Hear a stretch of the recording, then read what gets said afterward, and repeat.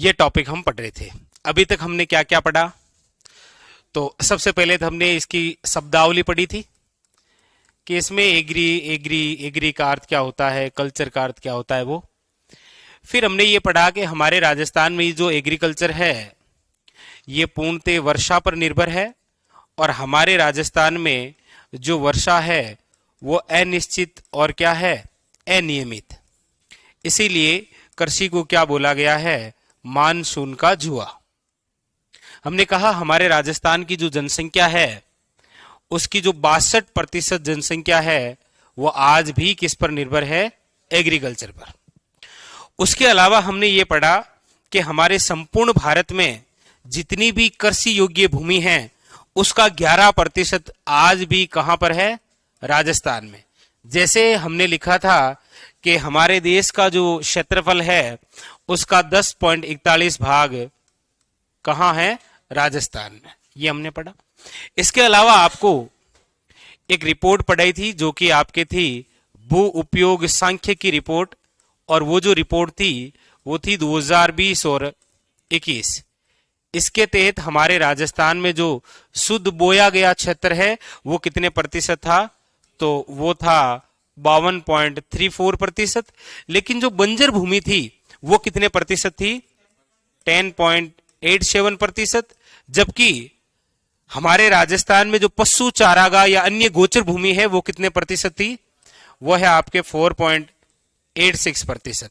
लेकिन हमने ये भी लिखा कि हमारे राजस्थान में अयोग्य कृषि भूमि कितनी है, 6.91%। तो ये भी आपने अभी जो आप बोल रहे थे वो देख देख के बोल रहे थे कि बिना देखे बोल रहे थे? ठीक है, आधे घंटे के बाद में फिर पूछूंगा। ये हमने पढ़ा। उसके बाद में फिर हमने ये शुरू किया कि हमारे राजस्थान में जो एग्रीकल्चर का कार्य हो रहा है, कृषि करने के कितने प्रकार हैं। उसके अंदर सबसे पहले हमने जो प्रकार पढ़ा था वो था आपके कौन सा, स्थानांतरित कृषि। स्थानांतरित कृषि के अंदर हमने ये पढ़ा कि जो आदिवासी लोग होते हैं वो प्रत्येक 2 या 3 वर्ष के बाद में अपना स्थान बदलते हैं और वनों को जला जलाकर या वनों को काटकर जो कृषि करते हैं उसे क्या बोलते हैं, स्थानांतरित कृषि। इसी स्थानांतरित कृषि को हमारे राजस्थान में किस नाम से जाना जाता है, वालरा के नाम से, जबकि इसको असम में क्या बोलते हैं, झुमिंग। लेकिन हमने कहा हमारे राजस्थान में जब यही कृषि का कार्य भील जनजाति करती है तो पहाड़ी क्षेत्रों में जो कृषि करती है उसे क्या बोलते हैं, चिम्माता। जबकि मैदानी क्षेत्र में जो कृषि करते हैं उसे क्या बोलते हैं, दजिया। ये पढ़ा। फिर कृषि का हमने दूसरा प्रकार पढ़ा जिसका नाम क्या है, मिश्रित कृषि। मिश्रित कृषि का तात्पर्य ये होता है कि कृषि कार्य के साथ पशुपालन भी करना। ये क्या कहलाता है, मिश्रित कृषि। डायरेक्ट वन लाइनर क्वेश्चन यही आता है। इतने लिखे थे हमने, यानी कि हम बात कर रहे थे कृषि के प्रकार, और कृषि के प्रकार में हमने 2 प्रकार पढ़े, एक स्थानांतरित कृषि और दूसरा भाग हमने पढ़ा है मिश्रित कृषि। जस्ट आगे हेडिंग लगाइए, कृषि के प्रकार में तीसरा प्रकार।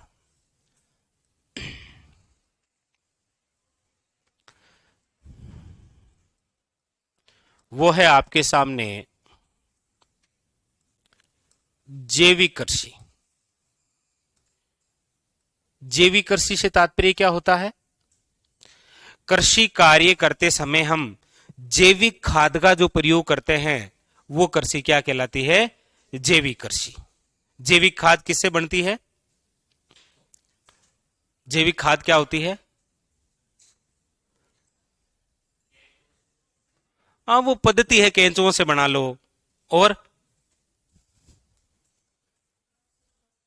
बिल्कुल लिखो, जैविक कृषि के अंदर लिखो इससे क्या तात्पर्य है।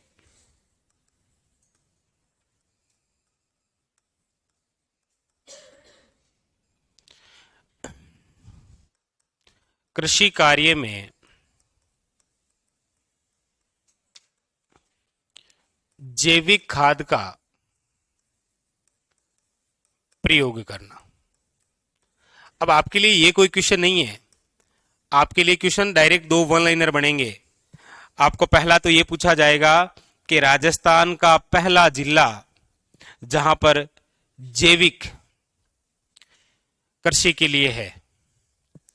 और दूसरा क्वेश्चन पूछा जाएगा, राजस्थान का पहला गांव जो कि जैविक गांव के नाम से प्रसिद्ध है, वो कौन है? देखो,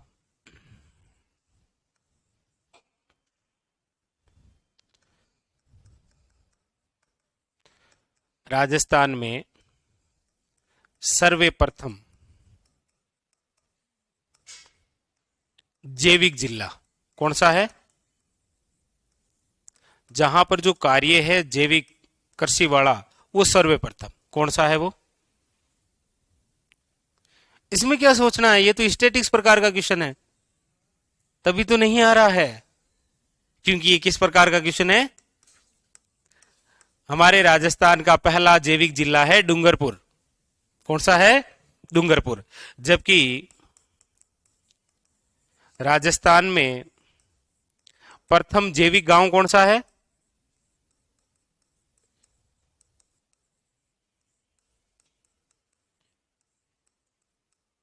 चलो कोई नहीं, दूसरा जैविक गांव कौन सा है? पहला आता नहीं है किसी को, जरूरी थोड़ी है।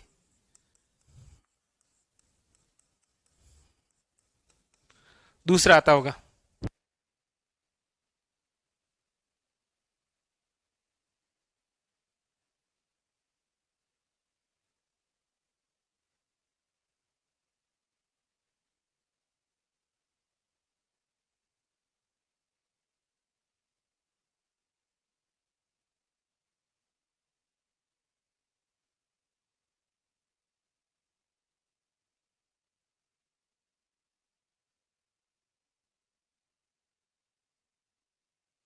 तो हमारे राजस्थान में प्रथम जैविक गांव कौन सा है?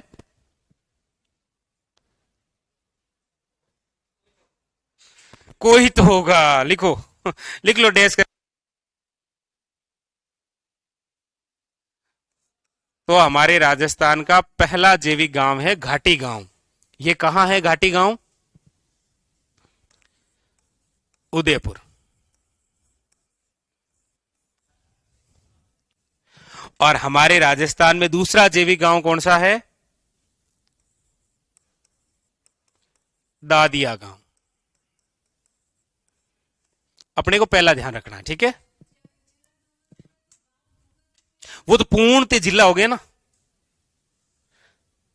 जैसे सबसे पहले जैविक कार्य जो है वो जिस गांव में हुआ था, वो गांव कौन सा है? घाटी गांव। लेकिन पूरे उदयपुर में नहीं हुआ था ना, केवल एक गांव में हुआ, जबकि डूंगरपुर के अंदर संपूर्ण जिले में। लिखो। वैसे दो ही क्वेश्चन आते हैं आपके सामने, एक तो है जैविक जिला और एक प्रथम जैविक गांव। बस दो प्रकार के क्वेश्चन उतारो। हाँ।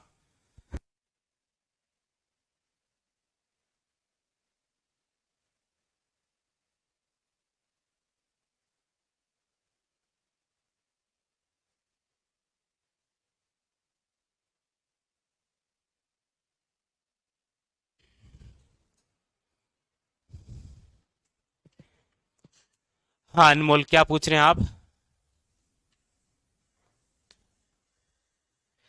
70 डिग्री पूर्वी देशांतर कौन से जिले से होकर गुजरता है? धौलपुर, जैसलमेर, नागौर और जोधपुर। ये ऑप्शन दिए हैं, कौन सा आंसर होगा? पूछ रहा है 70 डिग्री पूर्वी देशांतर कहां से गुजरता है। ऑप्शन दिए हैं जैसलमेर, नागौर, धौलपुर और जोधपुर। तो 70 डिग्री कहां से गुजरेगा? जैसलमेर से। यहां 78 डिग्री होता है तो धौलपुर से। ठीक है, ये लिख लिया।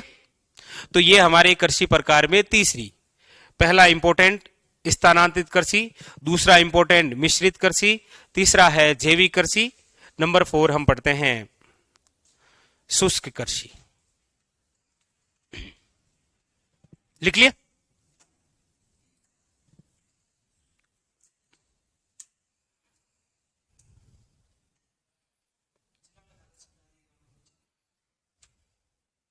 इसका जयपुर ग्रामीण।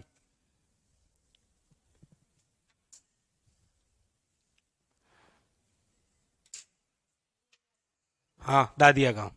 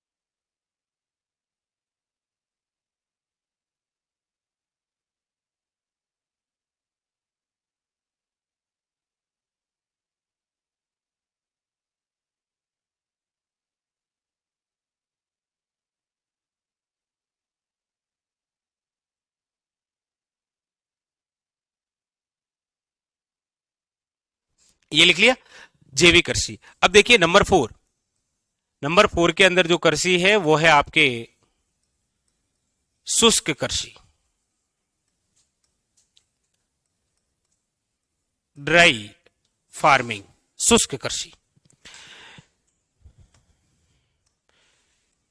क्या होती है शुष्क कृषि? देखो, ये जो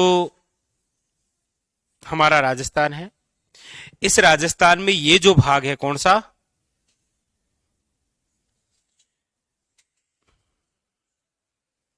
रेगिस्तानी भाग। इस रेगिस्तानी भाग के अंदर पानी का क्या है? अभाव है। ना तो ज्यादा बारिश होती है और ना ही पानी की कोई ज्यादा व्यवस्था है। पानी का क्या है? अभाव। पानी का अभाव होने के बावजूद इस रेगिस्तानी भाग के अंदर कृषि तो होती है। उसी कृषि को क्या बोलते हैं? शुष्क कृषि। अब आप कहेंगे सर पानी का अभाव है तो फिर पानी मिला कहां से? इसके लिए धन्यवाद बोलिए इजराइल को। बोल थैंक यू इजराइल। अरे बोलो, हमारा मारवाड़ में तो इसी का है, क्योंकि इजराइल से एक पद्धति आई थी जिसे आप बोलते हैं इजरायली पद्धति, या इसे ही आप बोलते हैं फंवारा पद्धति, या इसे ही बोलते हैं आप ड्रिप सिस्टम। इस वजह से आज भी रेगिस्तान के अंदर कृषि होती है, उस कृषि को क्या बोला जाता है? शुष्क कृषि। शुष्क कृषि उस क्षेत्र में होती है जहां पर पानी का क्या हो? अभाव। लेकिन फिर भी कौन सी पद्धति से पानी जाता है? फंवारा या फिर ड्रिप सिस्टम से, जो कहां से लाई गई है? इजराइल से। तो हेडिंग डालो शुष्क कृषि। सबसे पहली बात तो यह है कि आपको एग्जामिनर क्वेश्चन पूछेगा तो यही पूछेगा कि हमारे राजस्थान के कौन से भाग में शुष्क कृषि होती है। तो वैसे आप लिखेंगे पश्चिमी राजस्थान, पश्चिमी राजस्थान। फिर आप कोष्टक में लिख लेना रेगिस्तानी भाग,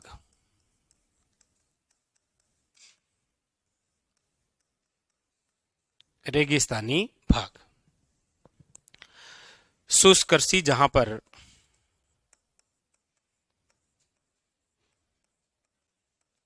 पानी का अभाव हो।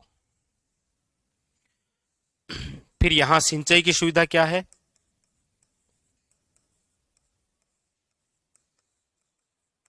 तो यहां पर जो सिंचाई की सुविधा है वो है फंवारा पद्धति या ड्रिप सिस्टम।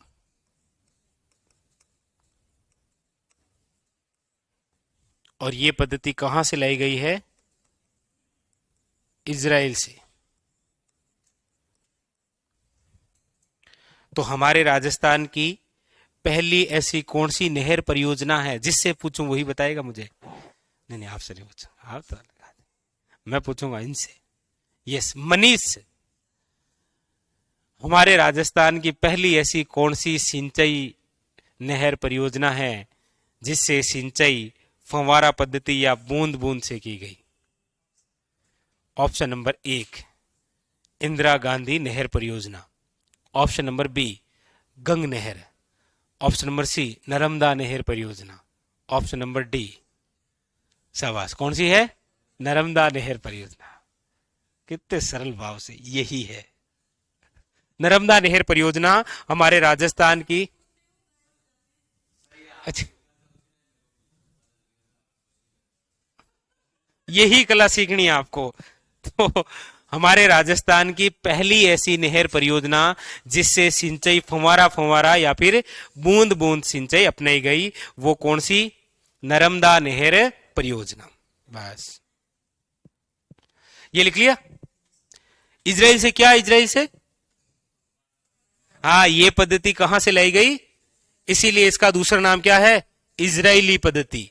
डायरेक्ट पूछ लेगा एग्जामिनर कि इजरायली पद्धति से तात्पर्य है, याद रखना, फंवारा पद्धति या फिर बूंद बूंद सिंचाई। नोट लगाओ, इसके बाद में नोट लगा के लिखो।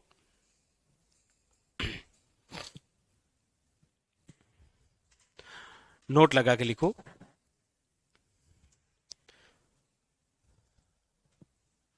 राजस्थान में सर्वप्रथम, राजस्थान में सर्वप्रथम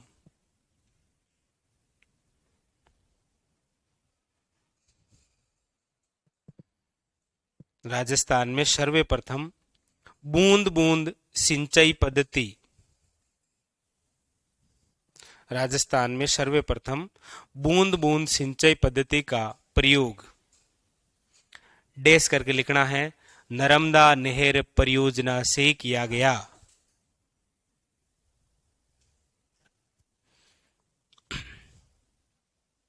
क्या पूछ रहे हैं अभिषेक, पूछिए।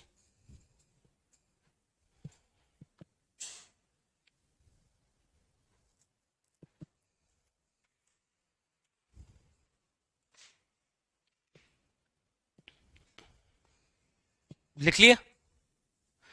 अब नर्मदा नहर परियोजना के बारे में तो आपसे क्या पूछूं।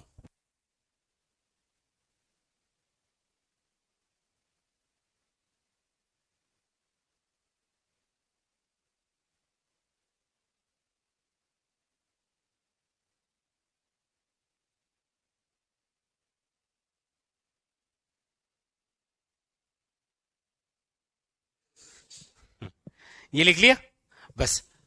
ये होती है आपके शुष्क कृषि। याद रखना है, पश्चिमी राजस्थान रेगिस्तानी भाग में जहां पर पानी का अभाव है, लेकिन सिंचाई की जो सुविधा है वो आज वर्तमान के अंदर कौन सा है, ड्रिप सिस्टम या फिर फव्वारा पद्धति। नेक्स्ट अगला लिखिएगा कृषि के एक और प्रकार में, लिखिएगा आर्द्र कृषि।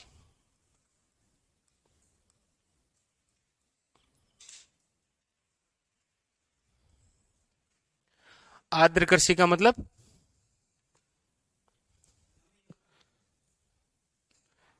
एग्जाम ने डायरेक्ट क्वेश्चन पूछ रखा है, आर्द्र कृषि से तात्पर्य।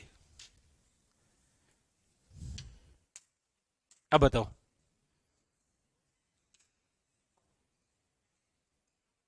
आर्द्र कृषि से तात्पर्य नहीं।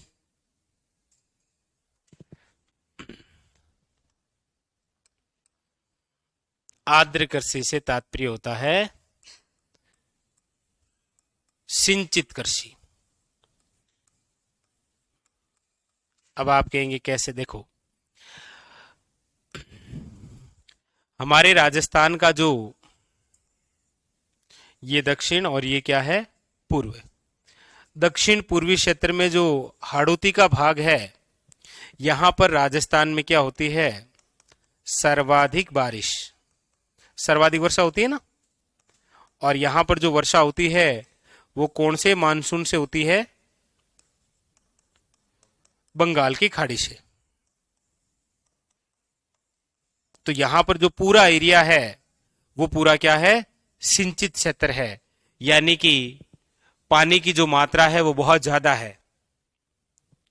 एक तो यहां पश्चिमी भाग है जहां पर पानी की मात्रा क्या है, कम, इसीलिए कौन सी कृषि होती है, शुष्क कृषि। एक ये स्थान जहां पर पानी की मात्रा ज्यादा है वो कौन सी कृषि है, फिर ये आर्द्र कृषि, जिसे बोलते हैं सिंचित कृषि के नाम से। इसमें लिखो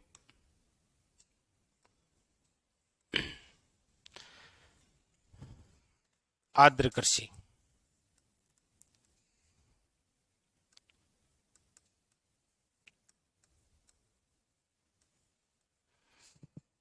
अधिक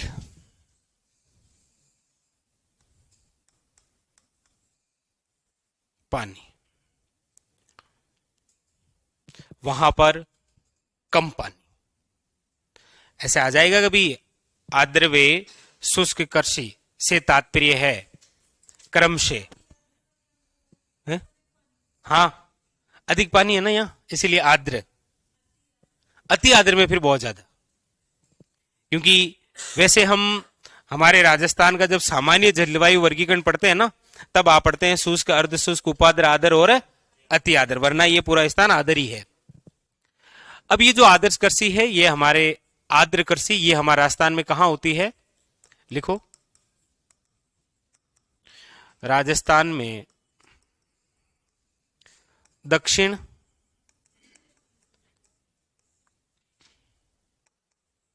पूर्वी राजस्थान, दक्षिण पूर्वी राजस्थान, कोष्टक के अंदर आप लिख लेना हाड़ौती भाग, हाड़ौती क्षेत्र। कितने संभाग आते हैं हाड़ौती में? एक संभाग है, कौन सा? कोटा, बूंदी, बारां और झालावाड़। बिल्कुल हुई थी।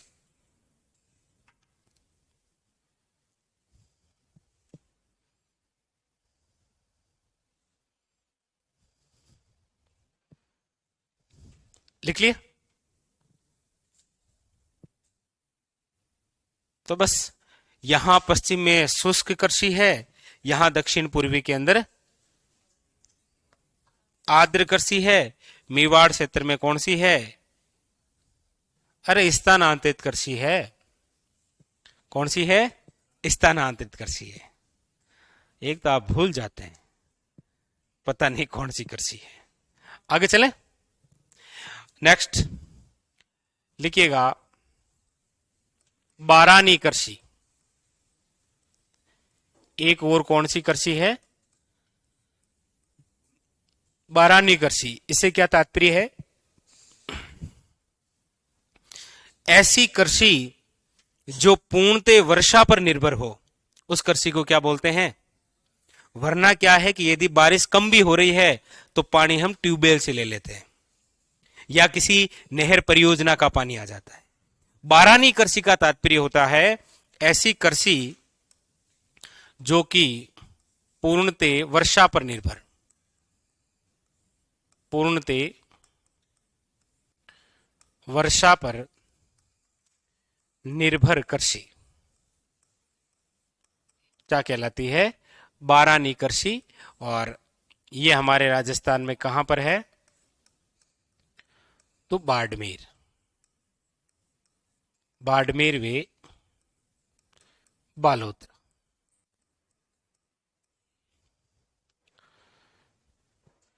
फिर हम और इसको क्या बोल सकते हैं? जैसा मैंने लिखा है वैसा एग्जाम ने नहीं पूछा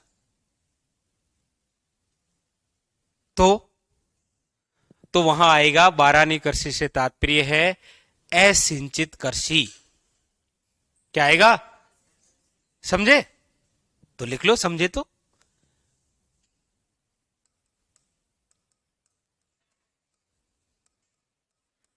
असिंचित कृषि यानी ऐसी कृषि जो पूर्णतः वर्षा पर निर्भर हो, उसे बोलते हैं बारानी कृषि।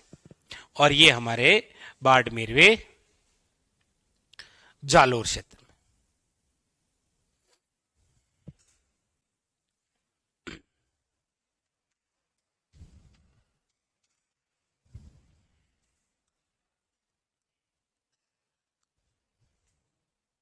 लिख लिया? बस ये है हमारे राजस्थान में कुछ कृषि के प्रकार जो आपको पढ़ने होते हैं। वैसे चार ही मेन होते हैं, एक स्थानांतरित कृषि, एक शुष्क कृषि, एक बारानी कृषि और एक मिश्रित कृषि। लेकिन अब वर्तमान के संदर्भ में आपको जैविक कृषि और एक आपको और कौन सी आर्द्र कृषि भी पढ़नी चाहिए। ठीक है? बस बाकी आपको आखिरी के अंदर लिखाएंगे बहुत सारी बातें। अब जैसे वह एक कृषि होती है व्यवसायिक कृषि, ऐसी कृषि जो व्यवसाय पर निर्भर करती है। जैसे यस, जैसे रोपण कृषि, कृषि कार्य करते समय हम रोप करते हैं ना, जैसे। और ये जीवन ही ऐसे ही होना चाहिए। जीवन भी हमारा कैसा होना चाहिए? आलू जैसा। आलू को किसी भी सब्जी में डाल दो, बेचारा एडजस्ट कर लेता है। ठीक है? बाकी मूल रूप से यही कृषि है। ठीक है? तो हमारा दूसरा बिंदु हो गया है कंप्लीट। पहला हमने पढ़ा था कृषि का परिचय, कंप्लीट हो गया। दूसरा कृषि के प्रकार, ये भी हमारा क्या हो गया है? कंप्लीट। अब हम लेकर आते हैं क्रांति। कृषि से संबंधित क्या है? क्रांति। तीसरा बिंदु हेडिंग लगाइए, कृषि से संबंधित क्रांतियां। क्रांति क्या? क्रांतियां लिखो, कृषि से संबंधित क्रांतियां।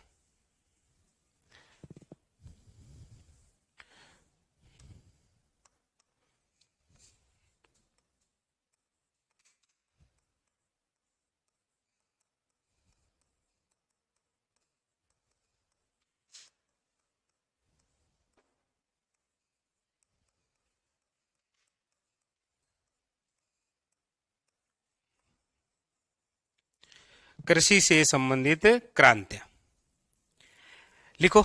सबसे पहले एक नंबर करके लिखो, हरित क्रांति।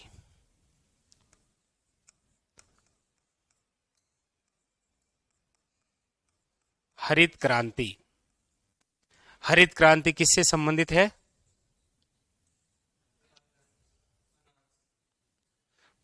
स्पष्ट स्पष्ट, ऐसे तो जो बोलोगे वो सही है, नो डाउट, लेकिन वो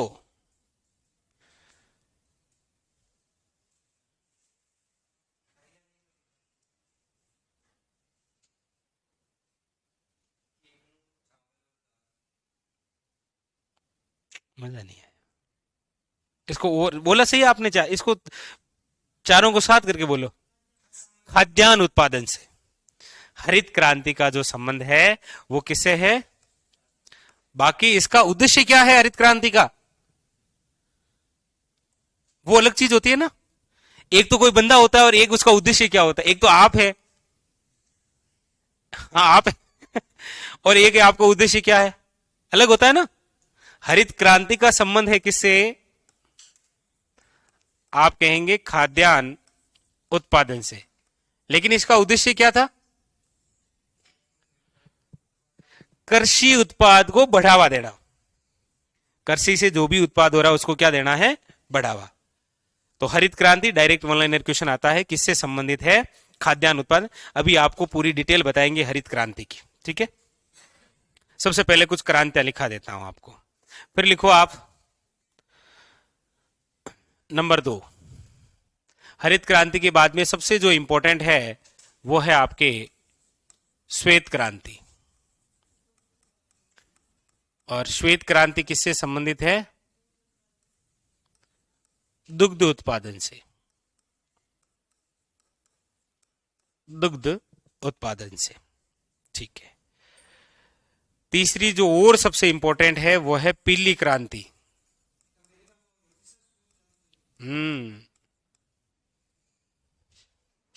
बिल्कुल हुई थी। ये पीली क्रांति किससे संबंधित है? नहीं, मजा नहीं आया। सरसों को तो बोलते हैं पीला सोना, लेकिन पीली क्रांति सरसों से ही संबंधित थोड़ी है, तिलहन की जो फसलें हैं उनसे, तिलहन उत्पादन से।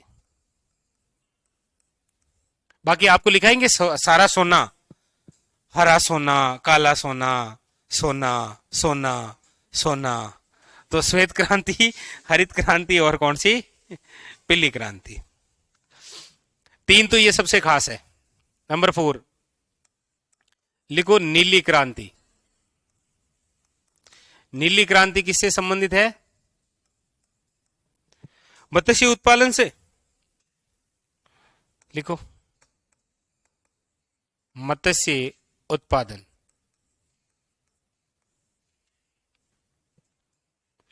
यानी मछली।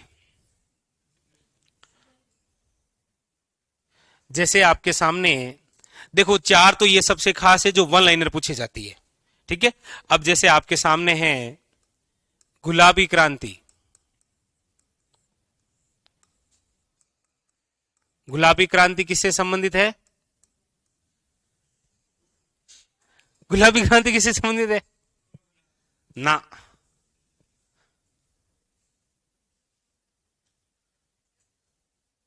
अरे वाह, ऐसे विद्यार्थी मुझे कहां मिलेंगे इस जन्म में, नहीं मिलेंगे। गुलाबी क्रांति का संबंध किससे है?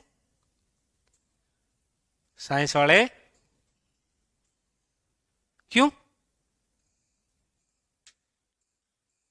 कभी नहीं पढ़ा जीवन में? पढ़ा है, वरना मैं आपको बता देता कौन से अध्याय में पढ़ा है आपने। अच्छा हुआ आपने आत्मसमर्पण कर दिया। नहीं, पढ़ा तो सबने ही है, आर्ट्स वालों ने कौन सा नहीं पढ़ा है? आपके सब्जेक्ट तो जियोग्राफी रहा है ना, तो फिर पढ़े ही है, सिंपल सी बात है। ये आपका फेवरेट नाम है, झींगा उत्पादन से। छोटे थे तो घर वाले बोलते नहीं, ए झींगा। झींगा मतलब आप, मतलब गुलाबी क्रांति ना।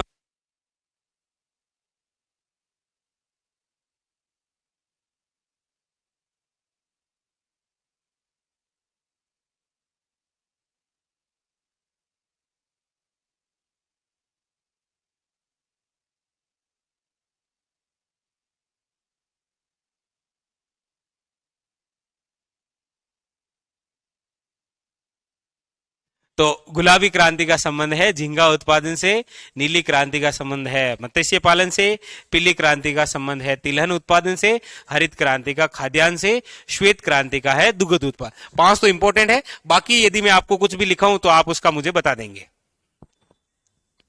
नहीं बता ही देंगे, उसमें क्या है। लो ये लो आपकी चांदी। रजत क्रांति का संबंध किससे है? देखो रजत क्रांति का संबंध ना, रजत क्रांति का संबंध किससे है?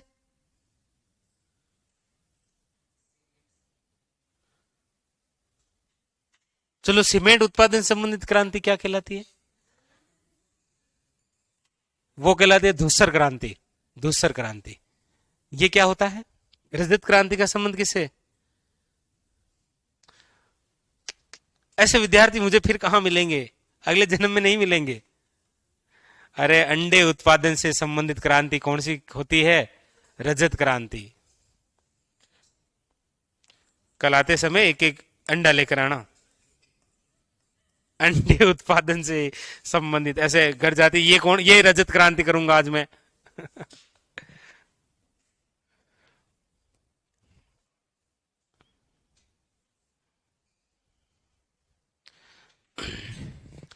लिख लिया?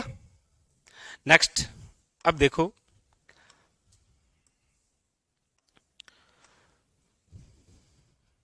अब जो है वो है आपके सामने। ये तो आपकी फेवरेट, ये तो आपकी फेवरेट। ये जिससे पूछूं वही बताएगा मुझे, ऐसे कोई नहीं बताएगा। यस, गोल क्रांति किससे संबंधित है? अरे आलू। हाँ वो अलग बात है कि वो गोल नहीं होता है, लेकिन गोल क्रांति किससे संबंधित है? आलू से। तो ऐसे पूछेगा आज पीजी में क्या है, तो आज गोल क्रांति हुई है, यानी कि आलू बना है, आलू उत्पादन। आलू उत्पादन। एक जैसे आपसे पूछा जाए ये गोल है तो ये लाल है, लाल क्रांति का संबंध किससे है?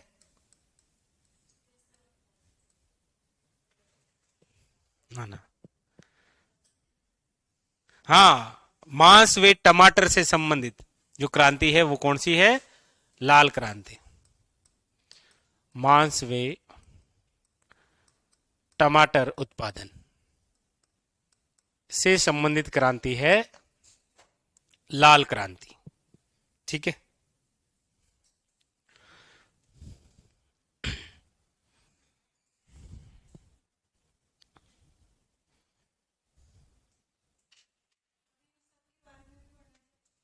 नहीं ये तो केवल याद रखना है।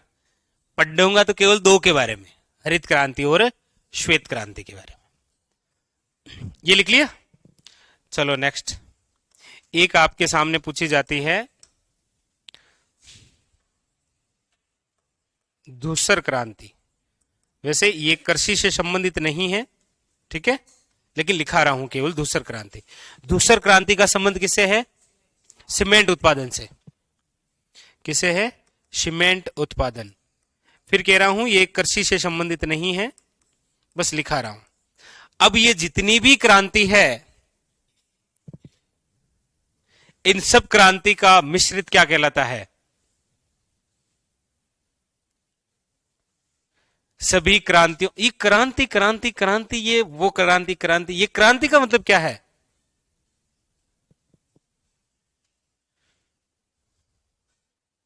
अच्छा मनीष, ठीक है, हाँ मनीष, क्रांति का ये क्रांति क्रांति लिख रहे हैं बीच बार बार। क्रांति का मतलब क्या होता है? चलो कोई नहीं, यहां पर तो आपको देखकर लग रहा है कि उत्पादन से है, चलो कोई नहीं, लेकिन हमारे राजस्थान में 1857 की क्रांति भी तो हुई है ना, वो कौन सा उत्पादन बढ़ाना था? ये भी तो है।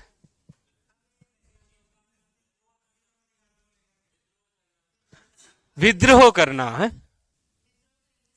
नहीं मुझे पता नहीं, मैं तो कुछ नहीं करूंगा। वो तो कह रहे हैं, मैं तो यहां शब्द लिख देता हूं, ये लो बधाइयो, एक विद्रोह हुआ है, और एक आपके सामने शब्द है क्रांति। चलो फिर विद्रोह और क्रांति दोनों एक ही होते हैं, दोनों में अंतर होता है? अंतर क्या होता है? आपको नहीं बोलना है, आपको रुकना है। आपको नहीं बोलना है, रुकना, आपको भी रुकना। अब आपको बताना, बताओ। नहीं नहीं, आपको भी नहीं बोलना है। यस। नहीं नहीं, आप तो विद्रोह कर दे, जिनको रोका है ना ये विद्रोह कर देंगे। तो फिर पूछा क्यों नहीं कि सर ये क्या चल रही है? फिर पूछा क्यों नहीं ये क्रांति क्या है? ऐसे ही नहीं पूछा। क्योंकि पूछते तो पता नहीं आप क्या पूछते। क्रांति का मतलब होता है, एक शब्द में यदि बताऊं तो व्यवस्था में परिवर्तन लाना क्या है? क्रांति। जैसे 1857 क्रांति क्या थी? कि जो व्यवस्था अंग्रेजों के हाथ में थी उसमें परिवर्तन लाना है। जैसे खाद्यान्न जो उत्पादन हो रहा था वो कम हो रहा था, उसमें क्या लाना है? परिवर्तन लाना है। क्रांति का मतलब होता है व्यवस्था में परिवर्तन लाना। अब ये जितनी भी क्रांतियां हैं, इन सब क्रांतियों को क्या बोलते हैं? व्यवस्था में परिवर्तन। इसे बोलते हैं सनराइज क्रांति। हिंदी में बोले तो इंद्रधनुष क्रांति। नहीं बोलते क्या? सनराइज क्रांति बोल सकते हैं, या फिर इंद्रधनुष क्रांति का मतलब होता है सभी क्रांति। सभी प्रकार की क्रांतियों से संबंधित।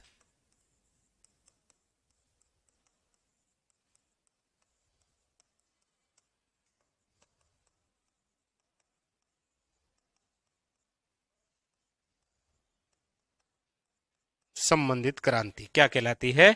इंद्रधनुष क्रांति। बिल्कुल। किससे संबंधित है? हाँ हाँ, अच्छा, ये विद्रोह। विद्रोह का मतलब होता है उद्देश्य का पूर्ण नहीं होना, यानी कि व्यवस्था में परिवर्तन नहीं होना विद्रोह है।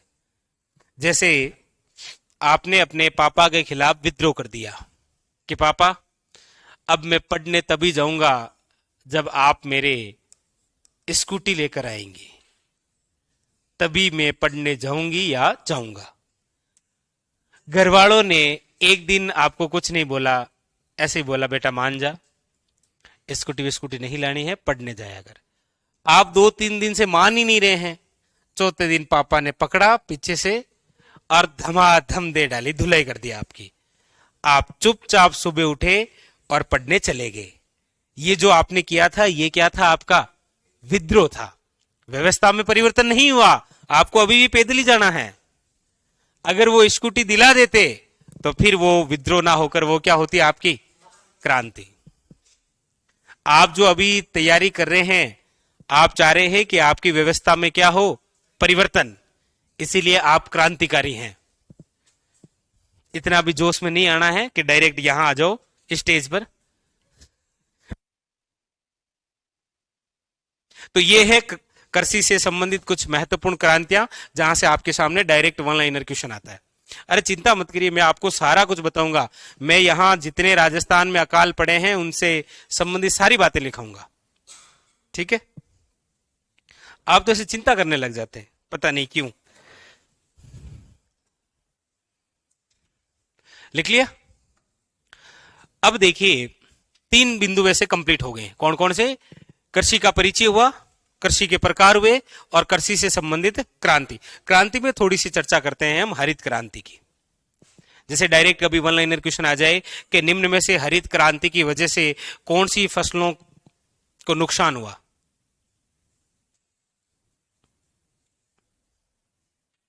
हरित क्रांति से संबंधित निम्न में से कौन सी फसल में नुकसान हुआ? कौन सी फसल में नुकसान हुआ? हरित क्रांति का उद्देश्य तो खाद्यान्न को बढ़ावा देना है, लेकिन इसकी वजह देखो, जीवन में कुछ भी आ रहा है ना, तो हम केवल लाभ ही देखते हैं, जबकि हो सबसे ज्यादा क्या रही है? हानि। नहीं नहीं, फिर आप बहुत ज्यादा गहराई में चले जाएंगे। हेडिंग डालो, हरित क्रांति। हरित क्रांति, हाँ, हरित क्रांति।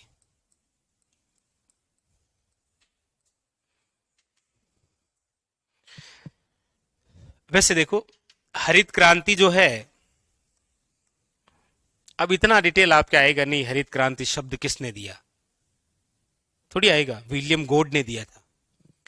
आप सीधा लिखिए, हरित क्रांति का विश्व में जनक किसे कहा जाता है? हरित क्रांति का विश्व में जनक,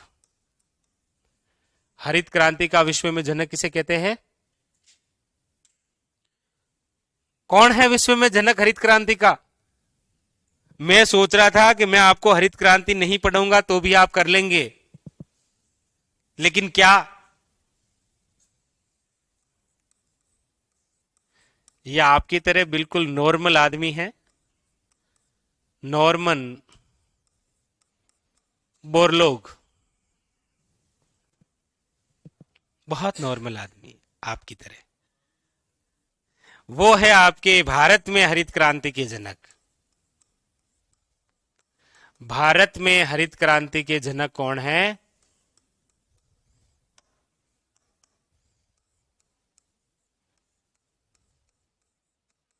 MS स्वामीनाथन।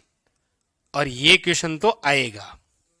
ये ऐसे व्यक्ति हैं जिनको पद्म श्री, पद्म भूषण, पद्म विभूषण तीनों मिल चुके हैं, और अभी 2024 में घोषणा हुई है भारत रत्न देने की। 3 ही दिए जा सकते हैं।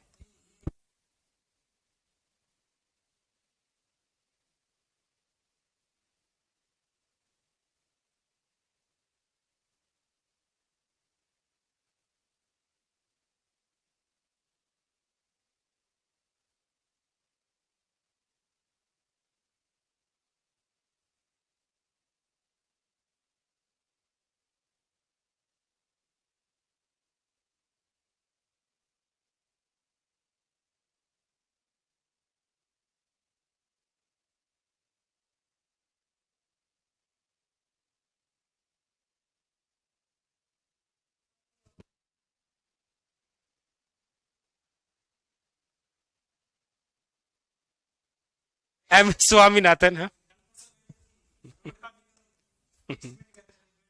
हम्म, देखो 2024 में भारत रत्न देने की घोषणा,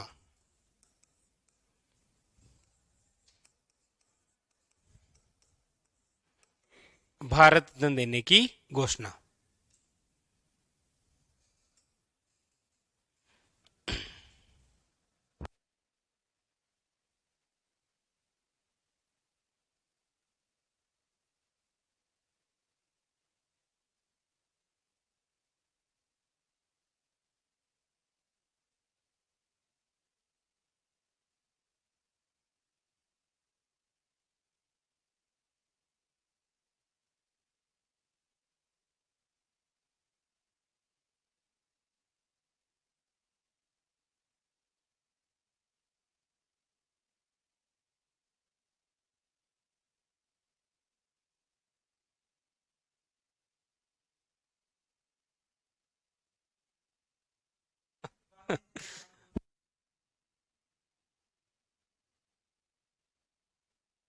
देखो, हरित क्रांति विश्व में जनक नॉर्मन बोरलोग, और भारत में जनक कौन है? MS स्वामीनाथन। अब वो इतनी सारी बातें आपके लिए इंपॉर्टेंट नहीं है, पद्म श्री वो सब कुछ कब मिला? पहले तो दे नहीं सकते ना, पहले तो खुद ही जिंदा ही रहता है। बहुत कम ऐसे लोग हुए हैं जिनको, जैसे हमारे भारत के एकमात्र प्रधानमंत्री हैं जिन्होंने अपने जीवित रहते ही स्टेडियम का नाम अपने ही नाम से कर लिया, नरेंद्र मोदी स्टेडियम। पहले उसका नाम था ना मोटेरा स्टेडियम।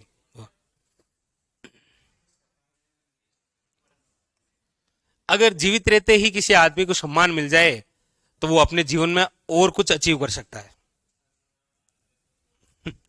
और जल्दी ही वो अपने आप को भी भारत रत्न देने वाले हैं। लिखो अगली बात, हरित क्रांति का उद्देश्य क्या है? इसका उद्देश्य क्या है? इसका उद्देश्य है कृषि उत्पाद को बढ़ावा देना। कृषि उत्पाद को बढ़ावा देना। सर्वाधिक लाभ कौन सी फसल को हुआ है?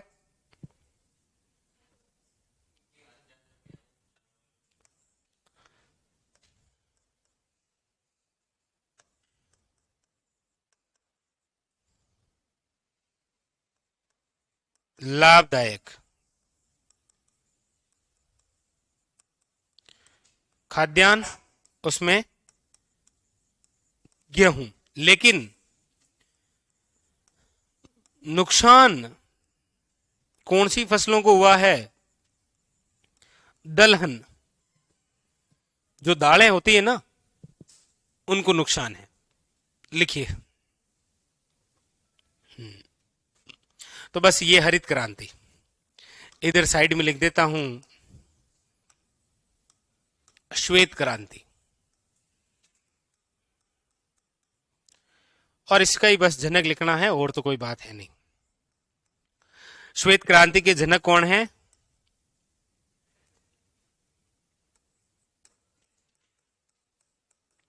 वर्गीज कुरियन। इसी श्वेत क्रांति से संबंधित एक आंदोलन है, नाम सुना है कभी? Operation flood. 1970।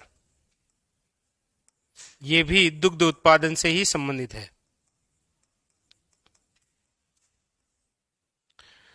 बस ये उतार लीजिए।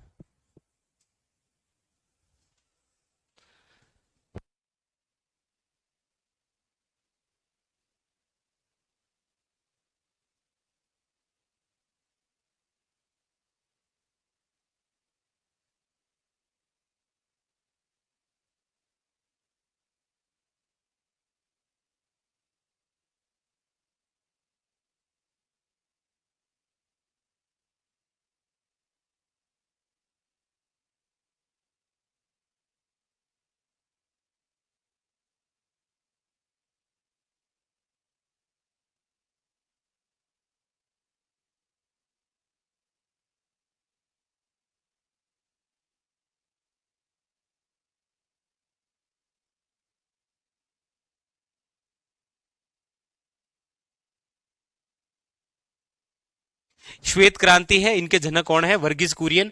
हमारे यहां भारत के अंदर श्वेत क्रांति यानी दुग्ध उत्पादन से संबंधित है। दुग्ध उत्पादन से संबंधित एक ऑपरेशन चलाया गया था जिसका नाम है ऑपरेशन फ्लड। आए तो आए, वरना क्वेश्चन नहीं आएगा। केवल श्वेत क्रांति के जनक, यहां से क्वेश्चन बन सकते हैं। वैसे हमारे यहां भारत में हरित क्रांति कब हुई थी? 1967 टू 67, 66 टू 67 लिख लेना। हाँ, ये हरित क्रांति का समय। वैसे विश्व के अंदर है 1943 के अंदर, लेकिन उतनी काम की चीज नहीं है, ये थोड़ा सा लिख लेना। अब क्वेश्चन क्या आएगा पता है? भारत में हरित क्रांति की शुरुआत कब हुई? ये टाइमिंग है। क्वेश्चन आपको पूछा जाएगा कि भारत की कौन सी पंचवर्षीय योजना में हरित क्रांति शुरू हुई?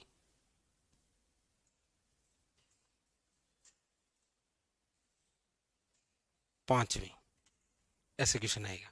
आगे बढ़ाएंगे, आपको हरित क्रांति पूरी पंचवर्षीय योजना पढ़ाऊंगा ना, मुझे पढ़ानी पड़ेगी।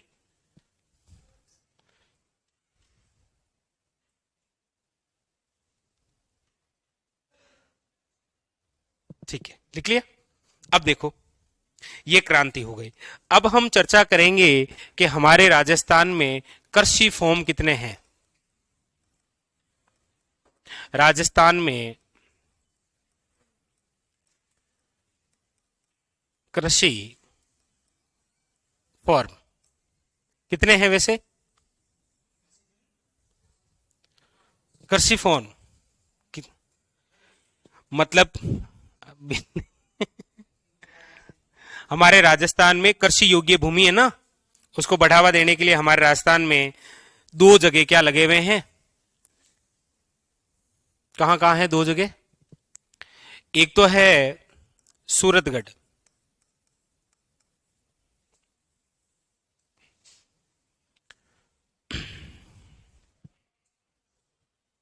ये हेडिंग डाली, और ये दोनों ही क्या है, केंद्रीय कृषि फॉर्म है। कहां कहां पर स्थापित है?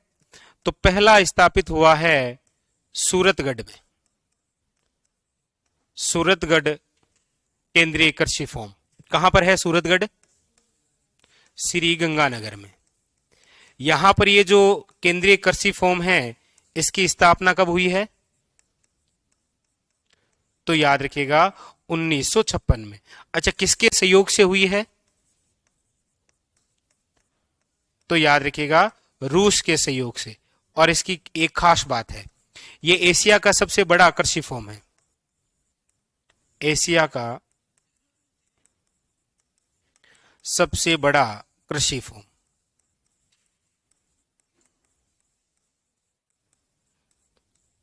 ये है पहला।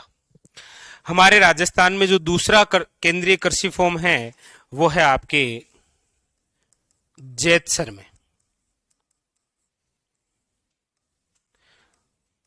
जैतसर कहां है?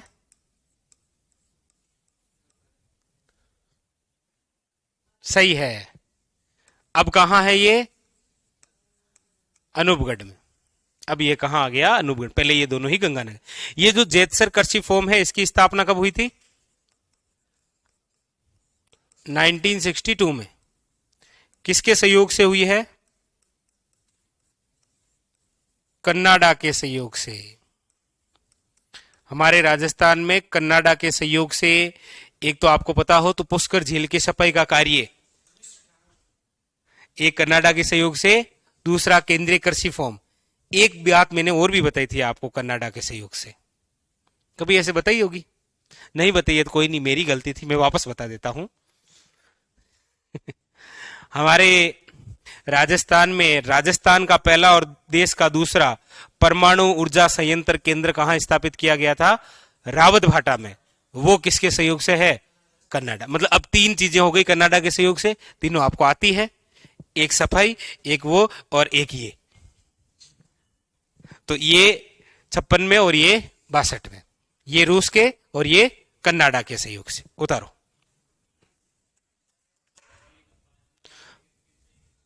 क्या हुआ? 5 नंबर, बिल्कुल बिल्कुल, वो भी बिल्कुल कनाडा। और उसकी तो खास बात है क्या?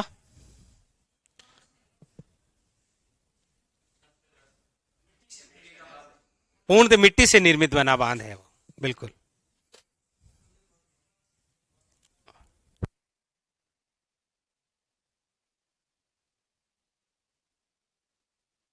तो ये लिख लिया।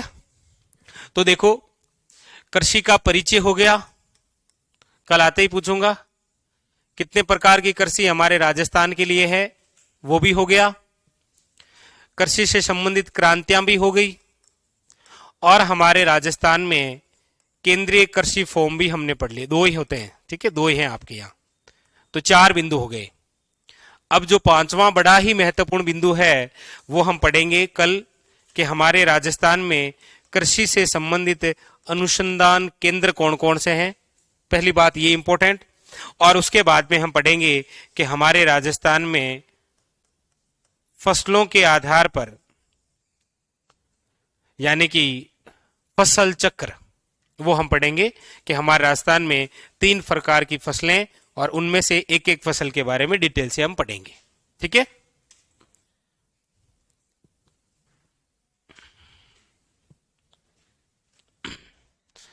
तो यहां तक तो याद ही हो गया है सारा कुछ, क्या बताना है। ठीक है। तो चलो फिलहाल आज के लिए इतना ही, बाकी की चर्चा करेंगे, वो करेंगे हम कल।